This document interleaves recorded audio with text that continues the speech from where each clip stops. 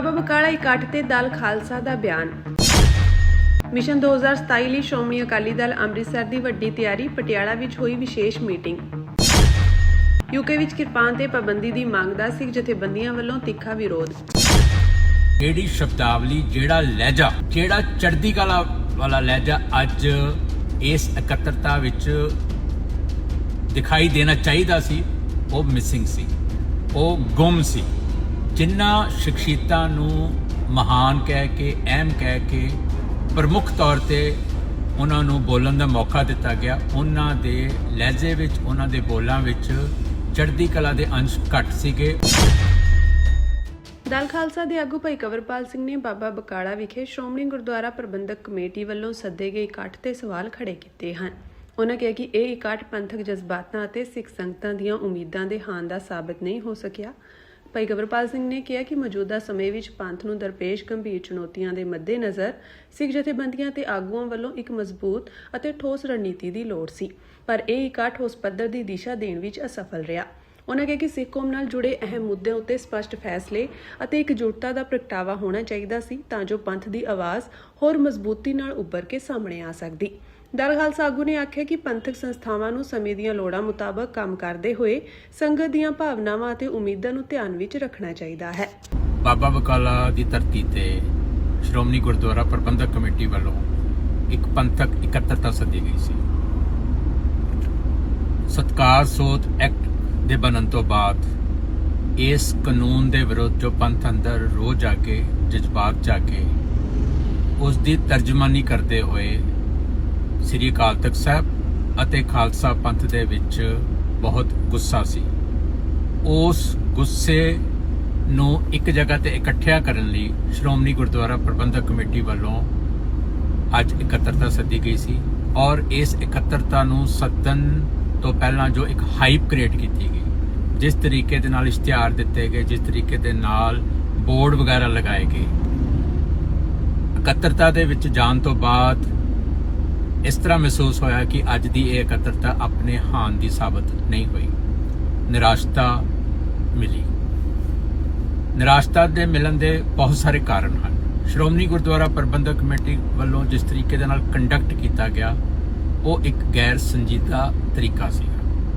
ਦੂਸਰੀ ਗੱਲ ਹੈਗੀ ਹੈ ਕਿ ਇਸ ਇਕੱਤਰਤਾ ਦੇ ਵਿੱਚ ਇੰਜ ਮਹਿਸੂਸ ਹੁੰਦਾ ਸੀਗਾ ਕਿ ਅੱਜ ਪੰਥ ਇੱਕ ਫੈਸਲਾ ਕੁਨ ਲੜਾਈ ਲਈ ਆਪਣੇ ਆਪ ਨੂੰ ਤਿਆਰ ਕਰੇਗਾ, ਸਰਕਾਰ ਨੂੰ ਵੰਗਾਰ ਪਾਏਗਾ, ਕਿਉਂਕਿ ਸਰਕਾਰ ਆਪਣੇ ਹੰਕਾਰ ਅਤੇ ਅੜੀਅਲ ਰਵੱਈਏ ਕਰਕੇ ਕਾਨੂੰਨ ਨੂੰ ਰੱਦ ਕਰਨ ਲਈ, ਵਾਪਸ ਲੈਣ ਲਈ ਤਿਆਰ ਨਹੀਂ ਹੈ। ਉਲਟਾ ਸਰਕਾਰ ਸ੍ਰੀ ਅਕਾਲ ਤਖਤ ਸਾਹਿਬ ਤੇ ਉਸ ਦੇ ਜਥੇਦਾਰ ਨੂੰ ਵੰਗਾਰ ਰਹੀ ਹੈ, ਉਹਨਾਂ ਬਾਰੇ ਅਪਸ਼ਬਦ ਬੋਲ ਰਹੀ ਹੈ। ਸੋ ਜਿਹੜੀ ਸ਼ਬਦਾਵਲੀ, ਜਿਹੜਾ ਲਹਿਜਾ, ਜਿਹੜਾ ਚੜ੍ਹਦੀ ਕਲਾ ਵਾਲਾ ਲਹਿਜਾ ਅੱਜ ਇਸ ਇਕੱਤਰਤਾ ਵਿੱਚ ਦਿਖਾਈ ਦੇਣਾ ਚਾਹੀਦਾ ਸੀ, ਉਹ ਮਿਸਿੰਗ ਸੀ, ਉਹ ਗੁੰਮ ਸੀ। ਜਿਨ੍ਹਾਂ ਸ਼ਖਸੀਅਤਾਂ ਨੂੰ ਮਹਾਨ ਕਹਿ ਕੇ, ਅਹਿਮ ਕਹਿ ਕੇ, ਪ੍ਰਮੁੱਖ ਤੌਰ ਤੇ ਉਹਨਾਂ ਨੂੰ ਬੋਲਣ ਦਾ ਮੌਕਾ ਦਿੱਤਾ ਗਿਆ, ਉਹਨਾਂ ਦੇ ਲਹਿਜੇ ਵਿੱਚ, ਉਹਨਾਂ ਦੇ ਬੋਲਾਂ ਵਿੱਚ ਚੜ੍ਹਦੀ ਕਲਾ ਦੇ ਅੰਸ਼ ਘੱਟ ਸੀਗੇ। ਉਹ ਸਰਕਾਰ ਨੂੰ ਇੱਕ ਤਰੀਕੇ ਦੇ ਨਾਲ ਮਿੰਨਤਾਂ ਕਰ ਰਹੇ ਸੀ, ਅਪੀਲਾਂ ਕਰ ਰਹੇ ਸੀ ਕਿ ਉਹ ਜੋ ਅਕਾਲ ਤਖਤ ਸਾਹਿਬ ਵੱਲੋਂ ਜਿਹੜੀਆਂ ਮੱਦਾਂ ਤੇ ਇਤਰਾਜ਼ ਕੀਤਾ ਗਿਆ, ਉਸ ਨੂੰ ਸੋਧ ਦੇਵੇ। ਸੋ ਇਸ ਤਰ੍ਹਾਂ ਲੱਗਦਾ ਸੀਗਾ ਕਿ ਸਰਕਾਰ ਦੇ ਹੰਕਾਰ, ਸਰਕਾਰ ਦਾ ਜਿਹੜਾ ਰਵੱਈਆ ਹੈ, ਉਸ ਨੂੰ ਚੈਲੰਜ ਕਰਨ ਦੀ ਬਜਾਏ, ਰੈਜ਼ਿਸਟ ਕਰਨ ਦੀ ਬਜਾਏ ਇੱਕ ਮਿਡਲ ਆਫ ਦਾ ਰੋਡ, ਜਿਹੜਾ ਵਿੱਚ ਵਿਚਾਲਾ ਰਸਤਾ, ਉਹ ਕੱਢਣ ਦੀ ਕੋਸ਼ਿਸ਼ ਕੀਤੀ ਜਾ ਰਹੀ ਹੈ। ਦੂਸਰੀ ਗੱਲ ਸੀਗੀ ਕਿ ਜਿਸ ਤਰੀਕੇ ਦੇ ਨਾਲ ਬੁਲਾਰਿਆਂ ਨੂੰ ਇੱਕ ਮੌਕਾ ਦਿੱਤਾ ਜਾਣਾ ਚਾਹੀਦਾ ਸੀਗਾ ਕਿ ਉਹ ਅਕਾਲ ਤਖਤ ਸਾਹਿਬ ਦੇ ਮਗਰ ਤੇ ਜਥੇਦਾਰ ਅਤੇ ਬਾਕੀ ਦੇ ਸਿੰਘ ਸਹਿਬਾਨਾਂ ਦੇ ਮਗਰ ਆਪਣੀ ਇੱਕ ਤਾਕਤ ਨੂੰ ਖੜਾ ਦਿਖਾਣ ਸਰਕਾਰ ਨੂੰ, ਔਰ ਜਿਹੜੀ ਇੱਕ ਮਿਆਦ ਸੀ, ਜਿਹੜੀ ਇੱਕ ਅਲਟੀਮੇਟਮ ਦਿੱਤਾ ਗਿਆ ਸੀਗਾ ਅਕਾਲ ਤਖਤ ਸਾਹਿਬ ਵੱਲੋਂ, ਉਹ 15 ਦਿਨ ਦੀ ਮਿਆਦ ਵੀ ਪੂਰੀ ਹੋ ਚੁੱਕੀ ਹੈ, ਔਰ ਹੁਣ ਬਹੁਤ ਛੇਤੀ ਅਕਾਲ ਤਖਤ ਸਾਹਿਬ ਵੱਲੋਂ ਪੰਜ ਸਿੰਘ ਸਹਿਬਾਨਾਂ ਦੀ ਮੀਟਿੰਗ ਵੀ ਸੱਦੀ ਜਾਣੀ ਸੀ, ਔਰ ਇਹ ਮਹਿਸੂਸ ਵੀ ਹੋ ਰਿਹਾ ਸੀਗਾ। ਔਰ ਇਸ ਗੱਲ ਦੇ ਲਈ ਅਸੀਂ ਇਸ ਸੋਚ ਦੇ ਨਾਲ ਹੀ ਅਸੀਂ ਅੱਜ ਇੱਥੇ ਆਏ ਸੀਗੇ ਕਿ ਅਕਾਲ ਤਖਤ ਸਾਹਿਬ ਦੀ ਮੀਟਿੰਗ ਤੋਂ ਪਹਿਲਾਂ ਅੱਜ ਦੀ ਇਕੱਤਰਤਾ ਉਹਨਾਂ ਨੂੰ ਬਲ ਦੇਗੀ, ਉਹਨਾਂ ਨੂੰ ਆਪਣੀ ਸਪੋਰਟ, ਆਪਣੀ ਵਚਨਬੱਧਤਾ ਪ੍ਰਗਟਾਏਗੀ। ਬਟ ਇਸ ਤਰ੍ਹਾਂ ਦਾ ਕੁਝ ਵੀ ਸਾਨੂੰ ਦੇਖਣ ਨੂੰ ਨਹੀਂ ਮਿਲਿਆ।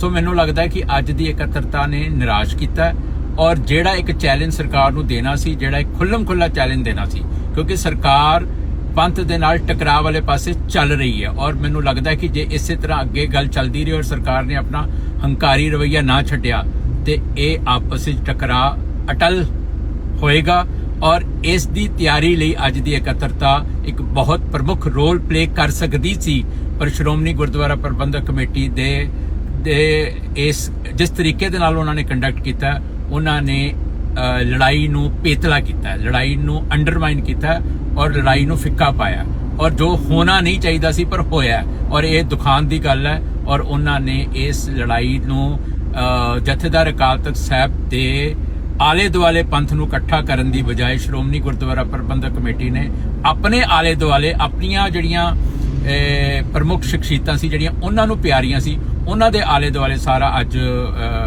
ਅੱਜ ਦਾ ਸਾਰਾ ਜਿਹੜਾ ਵਰਕਿੰਗ ਸੀ ਉਸ ਨੂੰ ਜਾਂ ਅੱਜ ਦਾ ਜਿਹੜਾ ਕਾਰਜ ਸੀ ਉਸ ਨੂੰ ਉਹਨਾਂ ਦੇ ਆਲੇ ਦੁਆਲੇ ਇਕੱਠਾ ਕਰਨ ਦੀ ਕੋਸ਼ਿਸ਼ ਕੀਤੀ ਹੈ ਔਰ ਦੂਸਰੀ ਗੱਲ ਹੈ ਕਿ ਜਥੇਦਾਰ ਅਕਾਲ ਤਖਤ ਸਾਹਿਬ ਨੇ ਅੱਜ ਬਾਕੀ ਸਾਰੇ ਬੁਲਾਰਿਆਂ ਨਾਲੋਂ ਬੇਬਾਕ ਹੋ ਕੇ ਧੜੱਲੇ ਦੇ ਨਾਲ ਸਰਕਾਰ ਨੂੰ ਮੰਗਾ ਰਿਹਾ। ਇਸ ਇੱਕ ਜਥੇਦਾਰ ਦੇ ਭਾਸ਼ਣ ਨੇ ਥੋੜੀ ਜੀ ਅੱਜ ਦੀ ਇਕੱਤਰਤਾ ਦੇ ਵਿੱਚ ਜਾਨ ਪਾਈ ਹੈ, ਅਦਰਵਾਈਜ਼ ਬਾਕੀ ਬੁਲਾਰਿਆਂ ਦੇ ਵਿੱਚ ਅੱਜ ਜਾਨ ਦਿਖਾਈ ਨਹੀਂ ਦਿੱਤੀ, ਜਿਸ ਦਾ ਸਾਨੂੰ ਮਤਲਬ ਦੁੱਖ ਵੀ ਹੋਇਆ ਔਰ ਨਿਰਾਸ਼ਤਾ ਵੀ ਹੋਈ ਹੈ। ਕਿ ਕੋਈ ਵੀ ਸਿਆਣਾ ਇਨਸਾਨ ਕਦੇ ਵੀ ਨਹੀਂ ਚਾਹੂਗਾ ਕਿ ਸਾਡੇ ਉੱਤੇ ਰਾਜ ਓਪਰੇ ਬੰਦੇ ਕਰਨ, ਜਿਨ੍ਹਾਂ ਦਾ ਦਿਮਾਗ ਤੇ ਜਿਨ੍ਹਾਂ ਦਾ ਦਿਲ ਦਿੱਲੀ ਦੇ ਵਿੱਚ ਜਮ੍ਹਾਂ ਕੀਤਾ ਹੋਇਆ ਹੈ। ਪਟਿਆਲਾ ਵਿਖੇ ਸ਼੍ਰੋਮਣੀ ਅਕਾਲੀ ਦਲ ਵੱਲੋਂ 2027 ਦੀਆਂ ਵਿਧਾਨ ਸਭਾ ਚੋਣਾਂ ਨੂੰ ਲੈ ਕੇ ਇੱਕ ਅਹਿਮ ਮੀਟਿੰਗ ਕਰਵਾਈ ਗਈ। ਪੈਸੀਫਿਕ ਰਿਜ਼ੋਰਟ ਵਿੱਚ ਹੋਈ ਇਸ ਮੀਟਿੰਗ ਦੀ ਅਗਵਾਈ ਪਾਰਟੀ ਪ੍ਰਧਾਨ ਸਰਦਾਰ ਸਿਮਰਨਜੀਤ ਸਿੰਘ ਮਾਨ ਨੇ ਕੀਤੀ। ਚੜ੍ਹਦੀ ਕਲਾ ਸਰਬੱਤ ਦਾ ਭਲਾ ਮਿਸ਼ਨ 2027 ਤਹਿਤ ਹੋਈ ਇਸ ਮੀਟਿੰਗ ਦੌਰਾਨ ਪਾਰਟੀ ਜਥੇਬੰਦੀ ਨੂੰ ਮਜ਼ਬੂਤ ਕਰਨ ਲਈ ਕਈ ਅਹਿਮ ਨਿਯੁਕਤੀਆਂ ਦਾ ਐਲਾਨ ਵੀ ਕੀਤਾ ਗਿਆ।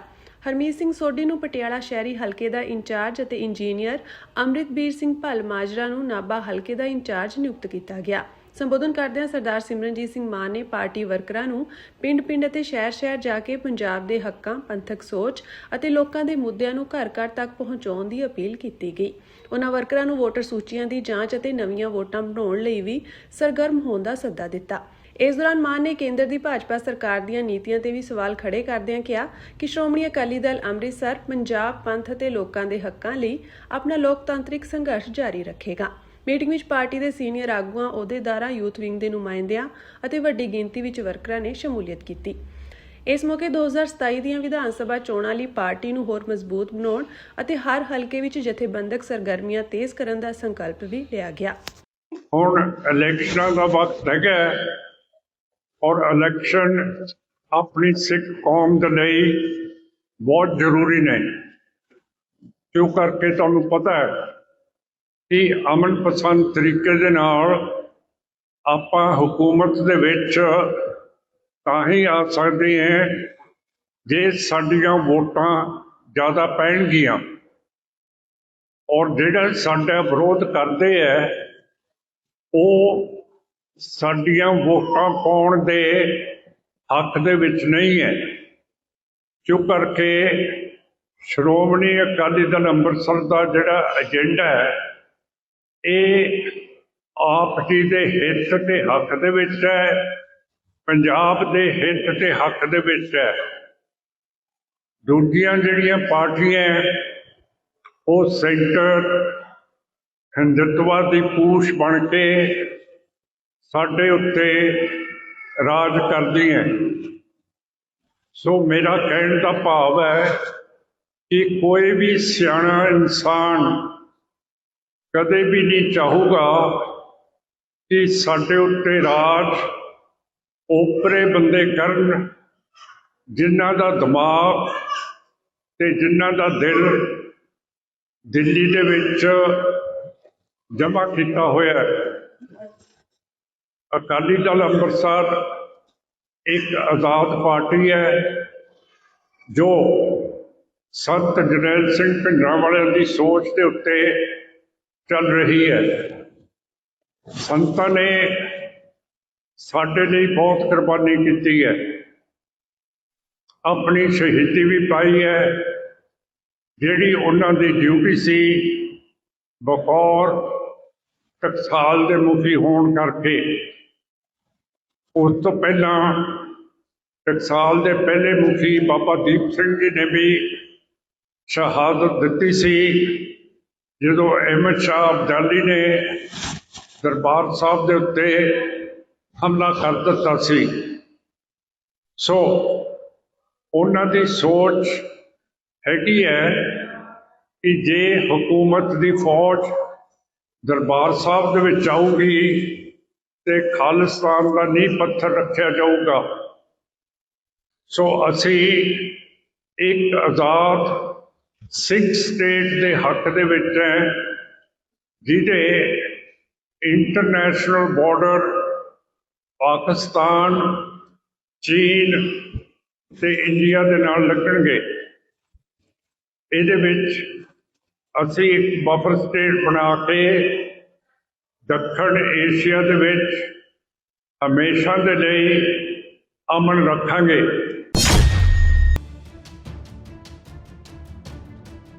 ਬਰਤਾਨਵੀ ਸਿੱਖ ਸਮੂਹਾਂ ਨੇ ਯੂਕੇ ਵਿੱਚ ਕਿਰਪਾਨ ਤੇ ਪਾਬੰਦੀ ਲਗਾਉਣ ਦੀ ਮੰਗ ਦਾ ਵਿਰੋਧ ਕੀਤਾ ਹੈ। ਬ੍ਰਿਟਿਸ਼ ਸਿੱਖ ਜਥੇਬੰਦੀਆਂ ਨੇ ਚੇਤਾਵਨੀ ਦਿੱਤੀ ਕਿ ਧਾਰਮਿਕ ਚਿੰਨ੍ਹ ਵਜੋਂ ਚਾਕੂ ਰੱਖਣ ਦਾ ਦਾਅਵਾ ਕਰਨ ਵਾਲੇ ਕਿਸੇ ਵੀ ਵਿਅਕਤੀ ਨੂੰ ਕਤਲ ਦੇ ਮਾਮਲੇ ਵਿੱਚ ਦੋਸ਼ੀ ਠਹਿਰਾਏ ਜਾਣ ਤੋਂ ਬਾਅਦ ਯੂਕੇ ਵਿੱਚ ਕਿਰਪਾਨ ਤੇ ਪਾਬੰਦੀ ਲਗਾਉਣ ਦੀਆਂ ਮੰਗਾਂ ਇਸ ਅਪਰਾਧੀ ਦੀ ਕਾਰਵਾਈ ਲਈ ਪੂਰੇ ਭਾਈਚਾਰੇ ਨੂੰ ਨਾਜਾਇਜ਼ ਨਿਸ਼ਾਨਾ ਬਣਾ ਰਹੀਆਂ ਹਨ।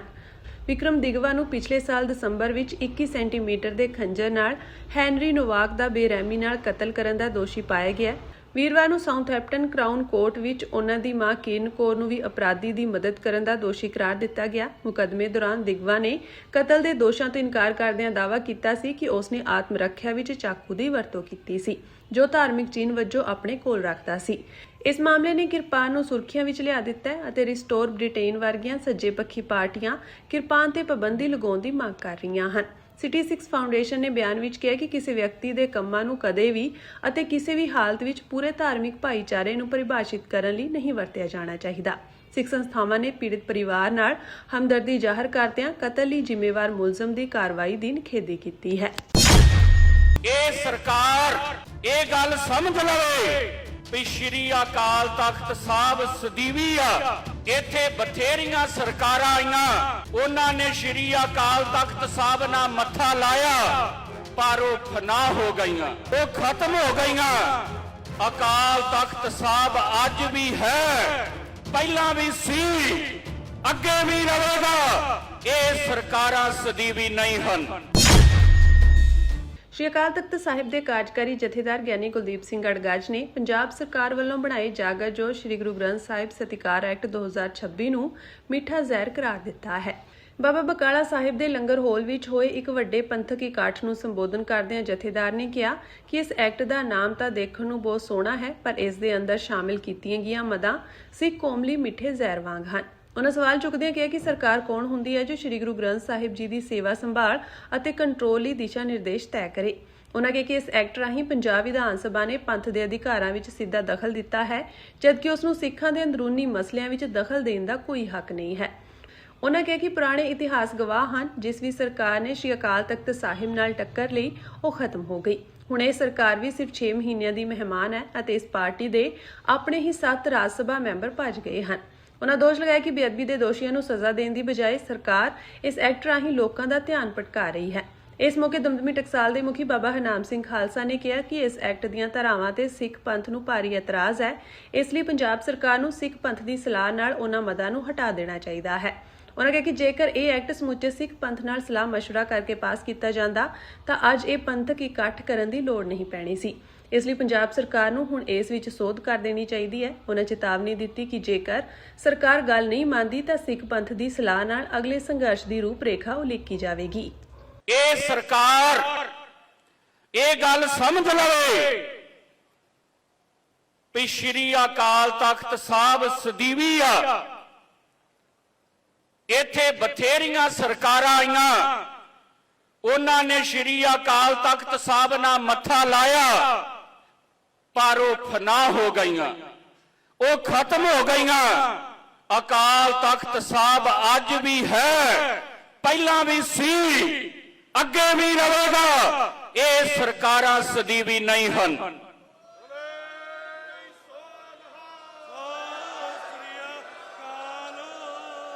ਸਿੱਖਾਂ ਨੂੰ ਵੀ ਡਰ ਪਾਉਣਾ ਛੱਡਣਾ ਚਾਹੀਦਾ। ਕਿਉਂ ਡਰੀਏ ਅਸੀਂ? ਸਾਡੇ ਗੁਰੂ ਨੇ ਜੋ ਤਉ ਪ੍ਰੇਮ ਖੇਲਣ ਕਾ ਚਾਓ, ਸਿਰ ਧਰ ਤਲੀ ਗਲੀ ਮੇਰੀ ਆਓ, ਇਤ ਮਾਰਗ ਪੈਰ ਧਰੀਜੈ, ਸਿਰ ਦੀਜੈ ਕਾਨ ਨਾ ਕੀਜੈ ਆਖਿਆ।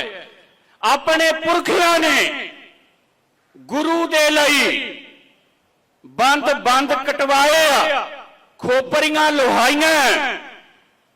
ਜ਼ਕਰੀਆ ਖਾਨ ਵੀ ਕਹਿੰਦਾ ਸੀ ਗੁੜ ਨਹੀਂ ਕਹਿਣਾ ਗੁੜ ਕਿਹਾ ਗੁਰੂ ਯਾਦ ਆਉਂਦਾ, ਤੇ ਸਿੱਖਾਂ ਨੇ ਗੁਰੂ ਕਹਿਣਾ ਛੱਡਤਾ। ਤੋ ਆਪਾਂ ਡਰੀਏ ਨਾ। ਮੈਂ ਪਹਿਲਾਂ ਵੀ ਕਿਹਾ, ਅੱਜ ਦੇ ਪੰਥਕ ਇਕੱਠ 'ਚ ਵੀ ਕਹਿੰਦੇ ਆ ਕਿ ਜਿੰਨਾ ਚਿਰ ਤੱਕ ਸਰਕਾਰ ਨੇ, ਵੇਖੋ 15 ਦਿਨ ਦਾ ਇਹਨੂੰ ਸਮਾਂ ਦਿੱਤਾ ਸੀ, ਅਸੀਂ ਬਹੁਤ ਅਸੂਲਾਂ ਨਾਲ ਚੱਲਦੇ ਹਾਂ। 15 ਦਿਨ ਤੋਂ ਵੱਧ ਦਿਨ ਹੋ ਗਏ। ਇੰਨੀ ਹੈਂਕੜ ਆ ਸਰਕਾਰ ਦੀ, ਉਹਨੇ ਇਹ ਨਹੀਂ ਕਿਹਾ ਵੀ ਅਸੀਂ ਵਿਚਾਰ ਕਰਨ ਨੂੰ ਤਿਆਰ ਹਾਂ। ਉਲਟਾ ਮੁੱਖ ਮੰਤਰੀ ਕਹਿੰਦਾ ਵਾ ਵੀ ਜੋ ਕਰਨਾ ਕਰ ਲੋ। ਇਹ ਮੈਨੂੰ ਵੰਗਾਰਿਆ, ਇਹ ਅਕਾਲ ਤਖਤ ਸਾਹਿਬ ਨੂੰ ਵੰਗਾਰਿਆ। ਤੇ ਜੇ ਇੱਕ ਸ਼ਰਾਬੀ ਮੁੱਖ ਮੰਤਰੀ ਅਕਾਲ ਤਖਤ ਸਾਹਿਬ ਨੂੰ ਲਲਕਾਰਦਾ ਤੇ ਅਸੀਂ ਫੇਰ ਚੁੱਪਾਂ, ਤੇ ਆਉਣ ਵਾਲਾ ਸਮਾਂ ਕਿਹੋ ਜਿਹਾ ਹੋਵੇਗਾ? ਆਪਾਂ ਸਮਝ ਗਏ ਉਹਨਾਂ ਦੀ ਭਾਵਨਾ ਨੂੰ। ਅੱਛਾ, ਪੰਥ ਦੀ ਮਰਜ਼ੀ ਨਾਲ ਤੇ ਕਾਨੂੰਨ ਨਹੀਂ ਬਣਿਆ। ਸਲਾਹ ਕੀਤੀ ਕਿਸੇ ਨਾਲ, ਮਨ ਮਰਜ਼ੀ ਦਾ ਬਣਾਇਆ। ਕੱਲ ਨੂੰ ਤੁਹਾਡੇ ਦਾੜਿਆਂ ਤੇ ਕਾਨੂੰਨ ਬਣਾਉਗੀ ਵਿਧਾਨ ਸਭਾ। ਇਹ ਖੁੱਲਾ ਰੱਖਣਾ ਕਿ ਬੰਨ ਕੇ ਰੱਖਣਾ? ਦੇ ਦਿਓ ਹੱਕ ਸਾਰੇ ਸਰਕਾਰ ਨੂੰ। ਤੋ ਸਿੱਖਾਂ ਨੂੰ ਇਸ ਮਸਲੇ ਤੇ ਸਮਝੌਤਾ ਨਹੀਂ ਕਰਨਾ ਚਾਹੀਦਾ। ਉਸ ਸਿੰਘ ਸਾਹਿਬ ਨੇ ਚਿੱਠੀ ਉਹ ਲਿਖ ਕੇ ਸਾਨੂੰ ਡਾਇਰੈਕਸ਼ਨ ਵੀ ਦਿੱਤੀ ਆ ਕਿ 328 ਸਰੂਪਾਂ ਤੋਂ ਇਲਾਵਾ ਜੇ ਕੋਈ ਇਨਫੋਰਮੇਸ਼ਨ ਮੰਗੀ ਜਾਂਦੀ ਆ ਉਹ ਬਿਲਕੁਲ ਨਹੀਂ ਦਿੱਤੀ ਜਾਊਗੀ। 328 ਪਾਵਨ ਸਰੂਪਾਂ ਦੇ ਮਾਮਲੇ ਵਿੱਚ ਸ਼੍ਰੋਮਣੀ ਗੁਰਦੁਆਰਾ ਪ੍ਰਬੰਧਕ ਕਮੇਟੀ ਵੱਲੋਂ ਪੰਜਾਬ ਪੁਲਿਸ ਦੀ ਵਿਸ਼ੇਸ਼ ਜਾਂਚ ਟੀਮ ਨੂੰ ਇਸ ਮਾਮਲੇ ਤੋਂ ਇਲਾਵਾ ਹੋਰ ਕੋਈ ਜਾਣਕਾਰੀ ਨਹੀਂ ਦਿੱਤੀ ਜਾਵੇਗੀ। ਇਸ ਦਾ ਖੁਲਾਸਾ ਅੱਜ ਇੱਥੇ ਇੱਕ ਪੱਤਰਕਾਰ ਸੰਮੇਲਨ ਦੌਰਾਨ ਸ਼੍ਰੋਮਣੀ ਕਮੇਟੀ ਦੇ ਪ੍ਰਧਾਨ ਐਡਵੋਕੇਟ ਹਰਜਿੰਦਰ ਸਿੰਘ ਧਾਮੀ ਨੇ ਕੀਤਾ। ਸ਼੍ਰੋਮਣੀ ਕਮੇਟੀ ਦੀ ਅੰਤਰਿਮ ਕਮੇਟੀ ਦੀ ਮੀਟਿੰਗ ਤੋਂ ਬਾਅਦ ਮੀਡੀਆ ਨੂੰ ਜਾਣਕਾਰੀ ਦਿੰਦਿਆਂ ਉਹਨਾਂ ਦੱਸਿਆ ਕਿ ਇਸ ਸਬੰਧ ਵਿੱਚ ਸ੍ਰੀ ਅਕਾਲ ਤਖਤ ਸਾਹਿਬ ਦੇ ਕਾਰਜਕਾਰੀ ਜਥੇਦਾਰ ਨੂੰ ਇੱਕ ਪੱਤਰ ਭੇਜਿਆ ਗਿਆ ਸੀ ਅਤੇ ਉਹਨਾਂ ਵੱਲੋਂ ਇਸ ਦੇ ਜਵਾਬ ਵਿੱਚ ਸ਼੍ਰੋਮਣੀ ਕਮੇਟੀ ਨੂੰ ਆਖਿਆ ਗਿਆ ਕਿ ਇਸ ਮਾਮਲੇ ਤੋਂ ਇਲਾਵਾ ਹੋਰ ਕੋਈ ਜਾਣਕਾਰੀ ਵਿਸ਼ੇਸ਼ ਜਾਂਚ ਟੀਮ ਨੂੰ ਨਾ ਦਿੱਤੀ ਜਾਵੇ। ਉਹਨਾਂ ਦੱਸਿਆ ਕਿ ਵਿਸ਼ੇਸ਼ ਜਾਂਚ ਟੀਮ ਨੂੰ ਇਸ ਮਾਮਲੇ ਸੰਬੰਧੀ ਸਾਰੀ ਲੋੜੀਂਦੀ ਜਾਣਕਾਰੀ ਦਿੱਤੀ ਜਾ ਚੁੱਕੀ ਹੈ। ਇਹ ਜਾਣਕਾਰੀ ਸਰਟੀਫਾਈਡ ਕਾਪੀਆਂ ਦੇ ਰੂਪ ਵਿੱਚ ਦਿੱਤੀ ਗਈ ਹੈ ਅਤੇ ਪੁਲਿਸ ਨੂੰ ਭਰੋਸਾ ਦਿੱਤਾ ਗਿਆ ਹੈ ਕਿ ਜਦੋਂ ਵੀ ਕੋਰਟ ਵਿੱਚ ਅਸਲੀ ਰਿਕਾਰਡ ਪੇਸ਼ ਕਰਨ ਦੀ ਲੋੜ ਪਵੇਗੀ ਤਾਂ ਸ਼੍ਰੋਮਣੀ ਕਮੇਟੀ ਇਸ ਮਾਮਲੇ ਵਿੱਚ ਸਹਿਯੋਗ ਦੇਵੇਗੀ ਅਤੇ ਅਦਾਲਤ ਵਿੱਚ ਦਸਤਾਵੇਜ਼ ਪੇਸ਼ ਕਰੇਗੀ। ਜਾਗਤ ਜੋਤ ਸ੍ਰੀ ਗੁਰੂ ਗ੍ਰੰਥ ਸਾਹਿਬ ਸੋਧ ਐਕਟ ਮਾਮਲੇ ਬਾਰੇ ਉਹਨਾਂ ਕਿਹਾ ਕਿ ਸਮੂਹ ਅਕਾਲੀ ਦਲ ਅਤੇ ਸਿੱਖ ਜਥੇਬੰਦੀਆਂ ਇਸ ਵਿੱਚ ਦਰਜ ਇਤਰਾਜ਼ਯੋਗ ਮਦਾਂ ਦੇ ਖਿਲਾਫ ਹਨ। ਉਹਨਾਂ ਆਖਿਆ ਕਿ ਬੀਤੇ ਕੱਲ ਬਾਬਾ ਬਕਾਲਾ ਵਿਖੇ ਕੀਤੇ ਗਏ ਪੰਥਕ ਇਕੱਠ ਵਿੱਚ ਸਮੂਹਿਕ ਤੌਰ ਤੇ ਸਿੱਖ ਜਥੇਬੰਦੀਆਂ ਨੇ ਇਸ ਦਾ ਇਤਰਾਜ਼ ਕੀਤਾ ਹੈ। ਉਹਨਾਂ ਦੋਸ਼ ਲਗਾਇਆ ਕਿ ਸਰਕਾਰ ਇਸ ਮਾਮਲੇ ਵਿੱਚ ਅਜਿਹੀ ਤਸਵੀਰ ਪੇਸ਼ ਕਰਨ ਦਾ ਯਤਨ ਕਰ ਰਹੀ ਹੈ ਕਿ ਸ਼੍ਰੋਮਣੀ ਕਮੇਟੀ ਇਸ ਸੋਧ ਐਕਟ ਦਾ ਵਿਰੋਧ ਕਰ ਰਹੀ ਹੈ, ਜਦੋਂ ਕਿ ਸ਼੍ਰੋਮਣੀ ਕਮੇਟੀ ਨੇ ਸੋਧ ਐਕਟ ਦਾ ਵਿਰੋਧ ਨਹੀਂ ਕੀਤਾ, ਜਦੋਂ ਕਿ ਇਸ ਵਿਚਲੀਆਂ ਕੁਝ ਮਦਾਂ ਬਾਰੇ ਸਖਤ ਇਤਰਾਜ਼ ਹੈ। ਉਹਨਾਂ ਕਿਹਾ ਕਿ ਸਰਕਾਰ ਨੂੰ ਸਿੱਖ ਭਾਵਨਾਵਾਂ ਦੀ ਕਦਰ ਕਰਦੇ ਹੋਏ ਇਹ ਇਤਰਾਜ਼ਯੋਗ ਮਦਾਂ ਨੂੰ ਹਟਾਉਣਾ ਚਾਹੀਦਾ ਹੈ। ਇਸ ਦੌਰਾਨ ਅੱਜ ਅੰਤਰਿਮ ਕਮੇਟੀ ਦੀ ਮੀਟਿੰਗ ਵਿੱਚ ਸ਼੍ਰੋਮਣੀ ਕਮੇਟੀ ਦੇ ਕਰਮਚਾਰੀਆਂ ਨੂੰ 3% ਦੀ ਮਹਿੰਗਾਈ ਭੱਤਾ ਦੇਣ ਦਾ ਫੈਸਲਾ ਕੀਤਾ ਗਿਆ। 6 ਜੂਨ 1984 ਸਾਕਾ ਨੀਲਾ ਤਾਰਾ ਫੌਜੀ ਹਮਲੇ ਸੰਬੰਧੀ ਸਮਾਗਮ ਬਾਰੇ ਗੱਲ ਕਰਦਿਆਂ ਉਹਨਾਂ ਦੱਸਿਆ ਕਿ ਇਸ ਸੰਬੰਧ ਵਿੱਚ ਸ਼੍ਰੋਮਣੀ ਕਮੇਟੀ ਦੇ ਮੁੱਖ ਸਕੱਤਰ ਦੀ ਅਗਵਾਈ ਹੇਠ ਮੀਟਿੰਗ ਕਰਕੇ ਪ੍ਰਬੰਧ ਕੀਤੇ ਜਾ ਰਹੇ ਹਨ। ਕਿਉਂਕਿ ਸ਼੍ਰੋਮਣੀ ਗੁਰਦੁਆਰਾ ਪ੍ਰਬੰਧਕ ਕਮੇਟੀ ਸਮੇਂ-ਸਮੇਂ ਅਨੁਸਾਰ ਆਪਣੇ EMPLOYEES ਨੂੰ ਮਹਿੰਗਾਈ ਭੱਤਾ ਵੀ ਦਿੰਦੇ ਆ, ਭਾਵੇਂ ਪਿਛਲੀ ਵਾਰੀ ਨਵੰਬਰ ਦਸੰਬਰ 'ਚ ਦਿੱਤਾ ਸੀ। ਉਹ ਕਿਉਂਕਿ ਜੂਨ ਮਹੀਨਾ ਆ ਗਿਆ ਤੇ 3% ਜਿਹੜਾ ਆ ਉਹ ਇਹਨਾਂ ਨੂੰ ਮਹਿੰਗਾਈ ਭੱਤਾ ਜਿਹੜਾ ਅੱਜ ਉਹ ਦਿੱਤਾ ਗਿਆ। ਉਹ ਤੋਂ ਇਲਾਵਾ ਸਾਨੂੰ ਮੈਂ ਇੱਕ ਚਿੱਠੀ ਲਿਖੀ ਸੀ ਸ਼੍ਰੀ ਅਕਾਲ ਤਖਤ ਸਾਹਿਬ ਜੀ ਦੇ ਜਥੇਦਾਰ ਜੀ ਨੂੰ ਕਿ ਜਿਹੜੀ ਸਿੱਟ ਆ ਉਹ ਸਾਤੋਂ ਕੁਝ ਸਵਾਲ ਉਹ ਪੁੱਛ ਰਹੀ ਆ ਜਿਹੜੇ 328 ਸਰੂਪਾਂ ਦੇ ਨਾਲ ਕਿਸੇ ਵੀ ਢੰਗ ਨਾਲ ਰੈਲੀਵੈਂਟ ਨਹੀਂ ਗਏ। ਉਸ ਸਿੰਘ ਸਾਹਿਬ ਨੇ ਚਿੱਠੀ ਉਹ ਲਿਖ ਕੇ ਸਾਨੂੰ ਡਾਇਰੈਕਸ਼ਨ ਵੀ ਦਿੱਤੀ ਆ ਕਿ 328 ਸਰੂਪਾਂ ਤੋਂ ਇਲਾਵਾ ਜੇ ਕੋਈ ਇਨਫੋਰਮੇਸ਼ਨ ਮੰਗੀ ਜਾਂਦੀ ਆ ਉਹ ਬਿਲਕੁਲ ਨਹੀਂ ਦਿੱਤੀ ਜਾਊਗੀ। ਸੋ ਜਿਹੜਾ ਸਿੱਟ ਵੱਲੋਂ ਬਾਰ-ਬਾਰ ਇਹ ਕਿਹਾ ਜਾ ਰਿਹਾ ਕਿ ਸ਼੍ਰੋਮਣੀ ਗੁਰਦੁਆਰਾ ਪ੍ਰਬੰਧਕ ਕਮੇਟੀ ਸਾਡੇ ਨੂੰ ਰਿਕਾਰਡ ਨਹੀਂ ਦਿੰਦੀ, ਉਹ ਬਿਲਕੁਲ ਗਲਤ ਆ। ਉਹ ਝੂਠ ਆ। ਰਿਕਾਰਡ ਜਿੰਨਾ ਉਹਨੇ ਅੱਜ ਤੱਕ ਮੰਗਿਆ ਸਾਰਾ ਹੀ ਮੁਹੱਈਆ ਕਰ ਦਿੱਤਾ ਗਿਆ। ਮੈਂ ਕੱਲ ਵੀ ਉੱਥੇ ਕਿਹਾ ਸੀ ਤੇ ਅੱਜ ਵੀ ਕਹਿਣਾ ਕਿ ਉਹ ਸਰਟੀਫਾਈਡ ਕਾਪੀਆਂ ਅਸੀਂ ਦਿੱਤੀਆਂ, ਜਿਹੜਾ ਕਿਉਂਕਿ ਸਾਡਾ ਰਿਕਾਰਡ ਆਪਣਾ ਇੰਡੀਵਿਜੂਅਲ ਆ, ਅਸਲ ਕਿਸੇ ਦੇ ਸਪੁਰਦ ਨਹੀਂ ਕੀਤਾ ਜਾ ਸਕਦਾ। ਸੋ ਅਸੀਂ ਉਹ ਸਰਟੀਫਾਈਡ ਕਾਪੀਆਂ ਦਿੱਤੀਆਂ ਉਹਨਾਂ ਨੂੰ ਤੇ ਇਹ ਕਹਿ ਕੇ ਕਿ ਜਦੋਂ ਕੋਰਟ ਦੇ ਵਿੱਚ ਪੇਸ਼ ਕਰਨਾ ਹੋਊਗਾ ਅਸੀਂ, ਕਿਉਂਕਿ ਓਰੀਜਨਲ ਦੇ ਨਾਲ ਇਹ ਇੰਡੀਅਨ ਐਵੀਡੈਂਸ ਐਕਟ ਜਿਹੜਾ ਆ ਉਹਦੇ ਅਨੁਸਾਰ ਹੀ ਆ ਕਿ ਤੁਸੀਂ ਕੋਈ ਸਰਟੀਫਾਈਡ ਕਾਪੀ ਦੇ ਦਿੰਦੇ ਤਾਂ ਮਤਲਬ ਇਹ ਅਸਲ ਤੁਹਾਡੇ ਕੋਲ ਮੌਜੂਦ ਆ, ਤੇ ਉਹ ਫਿਰ ਅਸੀਂ ਜਦੋਂ ਕੋਈ ਐਵੀਡੈਂਸ ਹੁੰਦੀ ਉਦੋਂ ਲੈ ਜਾਂਦੇ ਆ ਤਾਂ ਕਿ ਉਹ ਅਸਲ ਦੇ ਨਾਲ ਸੰਵੇਲ ਹੋ ਸਕੇ।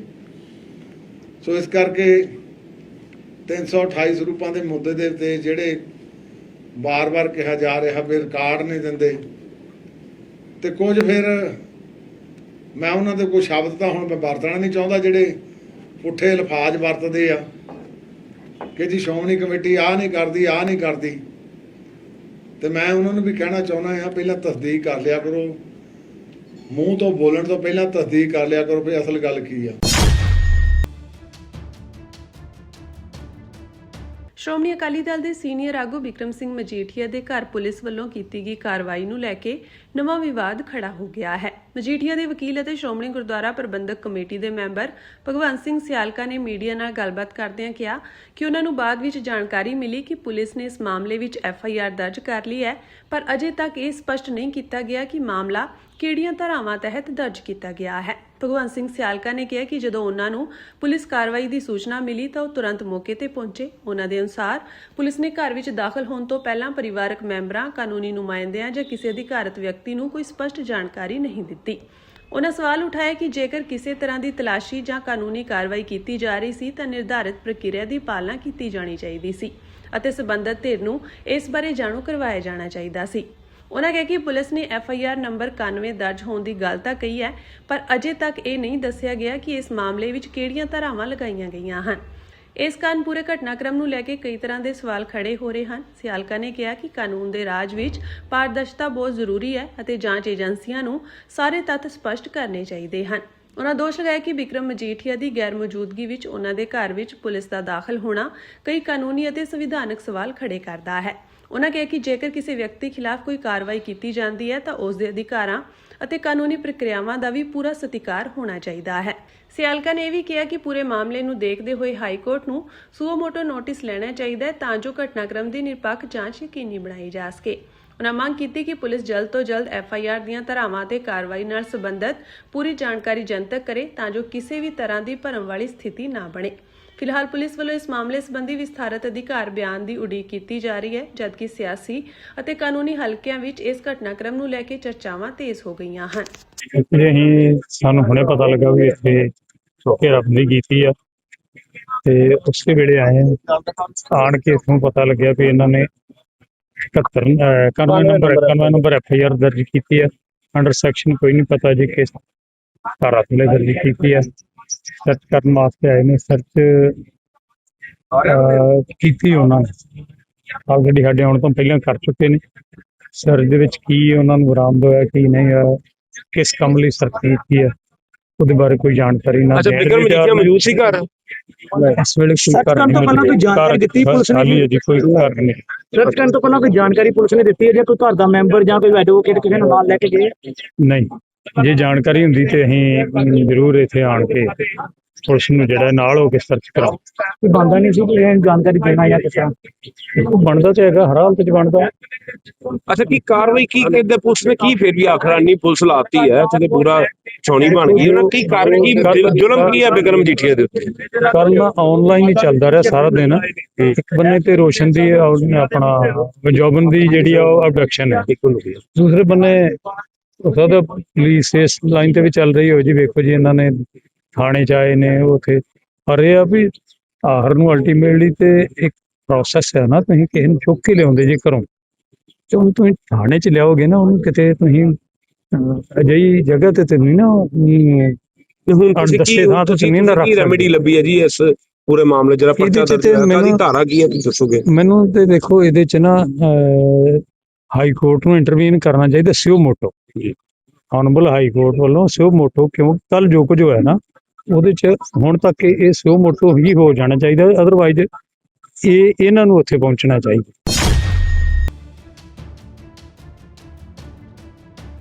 ਹਿਮਾਚਲ ਪ੍ਰਦੇਸ਼ ਸਰਕਾਰ ਵੱਲੋਂ ਸੂਬੇ ਦੇ ਸਰਹੱਦੀ ਖੇਤਰਾਂ ਵਿੱਚ ਲਗਾਏ ਗਏ ਐਂਟਰੀ ਟੈਕਸਾਂ ਦੇ ਵਿਰੋਧ ਵਿੱਚ ਅੱਜ ਪੰਜਾਬ ਹਿਮਾਚਲ ਸਰਹੱਦ ਤੇ ਸਥਿਤ 55 ਐਂਟਰੀ ਟੈਕਸ ਪੁਆਇੰਟਾਂ ਤੇ ਵੱਖ-ਵੱਖ ਜਥੇਬੰਦੀਆਂ ਵੱਲੋਂ ਰੋਸ ਪ੍ਰਦਰਸ਼ਨ ਕੀਤਾ ਗਿਆ। ਗਰਾਮੂੜਾ ਟੋਲ ਪਲਾਜ਼ਾ ਵਿਖੇ Kirti Kisan Morcha, Azad taxi union, Punjab taxi union, Nihang ਜਥੇਬੰਦੀਆਂ ਅਤੇ ਪੰਜਾਬ ਮੋਰਚਾ ਦੇ ਕਨਵੀਨਰ ਗੌਰਵ ਰਾਣਾ ਦੀ ਅਗਵਾਈ ਹੇਠ ਧਰਨਾ ਦਿੱਤਾ ਗਿਆ। ਇਸ ਧਰਨੇ ਕਾਰਨ ਹਿਮਾਚਲ ਨੂੰ ਜਾਣ ਅਤੇ ਉੱਥੋਂ ਆਉਣ ਵਾਲੀ ਆਵਾਜਾਈ ਕਰੀਬ 4 ਘੰਟੇ ਪ੍ਰਭਾਵਿਤ ਰਹੀ। ਧਰਨੇ ਦੀ ਸ਼ੁਰੂਆਤ ਸਵੇਰੇ 11 ਵਜੇ ਕੀਤੀ ਗਈ। ਪਹਿਲਾਂ ਹਿਮਾਚਲ ਤੋਂ ਆਉਣ ਵਾਲੇ ਵਾਹਨ ਰੋਕੇ ਗਏ, ਪਰ ਬਾਅਦ ਵਿੱਚ ਹਿਮਾਚਲ ਪ੍ਰਸ਼ਾਸਨ ਵੱਲੋਂ ਵਾਹਨਾਂ ਨੂੰ ਬਦਲਵੇਂ ਰੂਟਾਂ ਤੇ ਭੇਜੇ ਜਾਣ ਕਾਰਨ ਹਿਮਾਚਲ ਵੱਲ ਜਾਣ ਵਾਲੀ ਆਵਾਜਾਈ ਵੀ ਰੋਕ ਦਿੱਤੀ ਗਈ। ਇਸ ਦੌਰਾਨ ਸੜਕ ਦੇ ਦੋਵੇਂ ਪਾਸੇ ਕਈ ਕਿਲੋਮੀਟਰ ਲੰਮਾ ਜਾਮ ਲੱਗ ਗਿਆ। ਗਰਮੀਆਂ ਦੀਆਂ ਛੁੱਟੀਆਂ ਕਾਰਨ ਵੱਡੀ ਗਿਣਤੀ ਵਿੱਚ ਸੈਲਾਨੀ ਹਿਮਾਚਲ ਵੱਲ ਜਾ ਰਹੇ ਸਨ, ਜਿਸ ਕਰਕੇ ਲੋਕਾਂ ਨੂੰ ਕਾਫੀ ਦਿੱਕਤਾਂ ਦਾ ਸਾਹਮਣਾ ਕਰਨਾ ਪਿਆ। ਪ੍ਰਦਰਸ਼ਨਕਾਰੀਆਂ ਦਾ ਕਹਿਣਾ ਸੀ ਕਿ ਕੌਮੀ ਹਾਈਵੇ ਤੇ ਕਿਸੇ ਵੀ ਸੂਬੇ ਵੱਲੋਂ ਐਂਟਰੀ ਟੈਕਸ ਵਸੂਲਣਾ ਜਾਇਜ਼ ਨਹੀਂ ਹੈ। ਉਹਨਾਂ ਪੰਜਾਬ ਸਰਕਾਰ ਤੋਂ ਵੀ ਹਿਮਾਚਲ ਤੋਂ ਆਉਣ ਵਾਲੇ ਵਾਹਨਾਂ ਤੇ ਬਰਾਬਰ ਟੈਕਸ ਲਗਾਉਣ ਦੀ ਮੰਗ ਕੀਤੀ। ਆਗੂਆਂ ਨੇ ਦੱਸਿਆ ਕਿ ਗਰਾਮੂੜਾ ਨੇੜੇ ਐਂਟਰੀ ਟੈਕਸ ਪਹਿਲਾਂ 30 ਰੁਪਏ ਸੀ, ਜਿਸ ਨੂੰ ਵਧਾ ਕੇ 70 ਅਤੇ ਬਾਅਦ ਵਿੱਚ 170 ਰੁਪਏ ਕੀਤਾ ਗਿਆ। ਵਿਰੋਧ ਤੋਂ ਬਾਅਦ ਹੁਣ ਇਸ ਨੂੰ ਘਟਾ ਕੇ 100 ਰੁਪਏ ਕਰ ਦਿੱਤਾ ਗਿਆ ਹੈ। ਪੰਜਾਬ ਦੇ ਕਿਸਾਨਾਂ ਨੇ ਅੱਜ ਮੁਹਾਲੀ ਤੋਂ ਚੰਡੀਗੜ੍ਹ ਲਈ ਆਪਣਾ ਮਾਰਚ ਸ਼ੁਰੂ ਕੀਤਾ। ਉਹ ਫੋਰਟਿਸ ਹਸਪਤਾਲ ਦੇ ਨੇੜਿਓਂ ਬੁੜੈਲ ਜੇਲ੍ਹ ਵੱਲ ਵਧੇ। ਚੰਡੀਗੜ੍ਹ ਪੁਲਿਸ ਨੇ ਸ਼ਹਿਰ ਦੇ ਐਂਟਰੀ ਪੁਆਇੰਟਾਂ ਤੇ ਸਰਹੱਦੀ ਖੇਤਰਾਂ ਨੂੰ ਸੀਲ ਕਰ ਦਿੱਤਾ। ਕਿਸਾਨ ਟਰੈਕਟਰਾਂ ਅਤੇ ਪੈਦਲ ਮਾਰਚ ਰਾਹੀਂ ਸੈਕਟਰ 17 ਪਹੁੰਚਣ ਦੀ ਰਣਨੀਤੀ ਅਪਣਾ ਰਹੇ ਸਨ। ਉਹਨਾਂ ਦਾ ਕਹਿਣਾ ਹੈ ਕਿ ਜੇਕਰ ਉਹਨਾਂ ਨੂੰ ਰੋਕਿਆ ਗਿਆ ਤਾਂ ਉਹ ਮੌਕੇ ਤੇ ਹੀ ਸਥਾਈ ਵਿਰੋਧ ਪ੍ਰਦਰਸ਼ਨ ਕਰਨਗੇ। ਮੁਹਾਲੀ ਅਤੇ ਚੰਡੀਗੜ੍ਹ ਪੁਲਿਸ ਅਧਿਕਾਰੀ ਇਸ ਸਮੇਂ ਕਿਸਾਨਾਂ ਨੂੰ ਮਨਾਉਣ ਦੀ ਕੋਸ਼ਿਸ਼ ਕਰ ਰਹੇ ਹਨ। ਡੱਲੇਵਾਲ ਨੇ ਕਿਹਾ ਕਿ ਮੈਂ ਆਪਣੇ ਕਿਸਾਨਾਂ ਨੂੰ ਧੁੱਪ ਵਿੱਚ ਛੱਡ ਕੇ ਮੀਟਿੰਗ ਵਿੱਚ ਨਹੀਂ ਜਾ ਸਕਦਾ। ਪਹਿਲਾਂ ਸਾਡੇ ਲੋਕਾਂ ਨੂੰ ਟੈਗ ਲਗਾਉਣ ਦਿਓ, ਫਿਰ ਅਸੀਂ ਮੀਟਿੰਗ ਵਿੱਚ ਜਾਵਾਂਗੇ, ਨਹੀਂ ਤਾਂ ਪੁਲਿਸ ਕੋਲ ਡੰਡੇ ਵਰਤਣ ਦਾ ਵੀ ਵਿਕਲਪ ਹੋਵੇਗਾ।